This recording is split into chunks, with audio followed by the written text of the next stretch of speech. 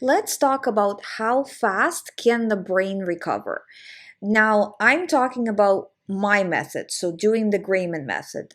I can't tell you about other people's methods, what everybody else is doing. So we're talking about how I work with my clients using the GREYMOND method and what is the fastest results that you can see based on actual people who have done actual recovery work.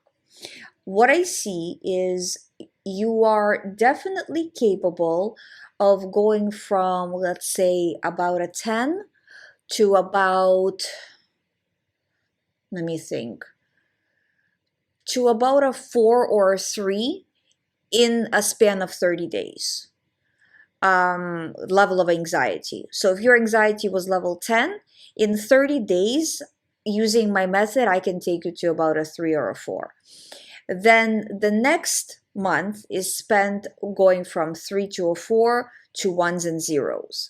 And then after that, we cement that recovery, making sure that you don't fall back into OCD.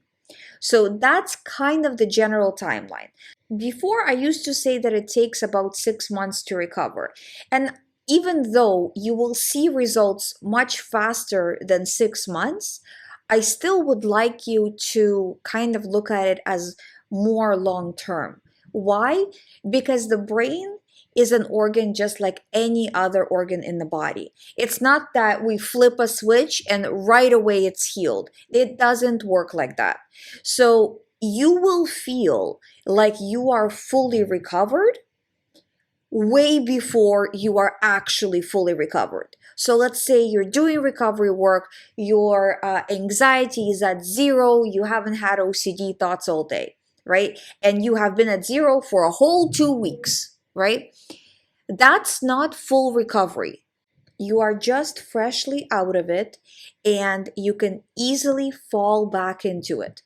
It only takes an unexpected trigger, a real life situation that's very distressing, or some change, major change that can happen in your life, and OCD will come in strong at the exact moment when you are unable to deal with it, and you most likely, not guaranteeing, but most likely will fall back in.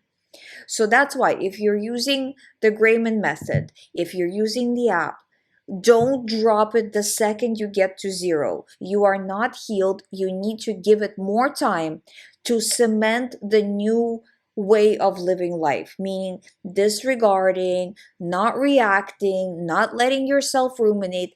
And more so, you need to cement it not just with your original OCD theme or themes, but across the board with everything in life. Because if you are overthinking real life a lot, but you're not overthinking OCD, that's hardly recovery. You're still having the same problem, the same gateway problem that led you into OCD.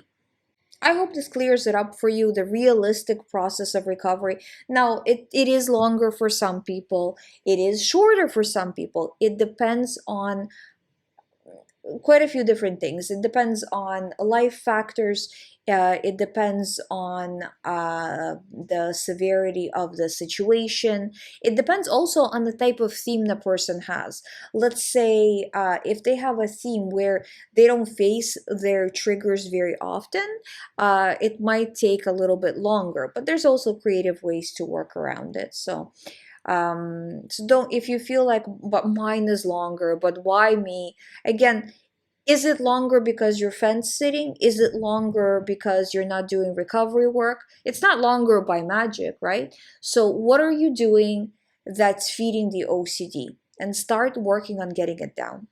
If you want me to help you with your recovery, my information is on youhaveocd.com. You can sign up for a recovery program with me through there. I'll see you tomorrow.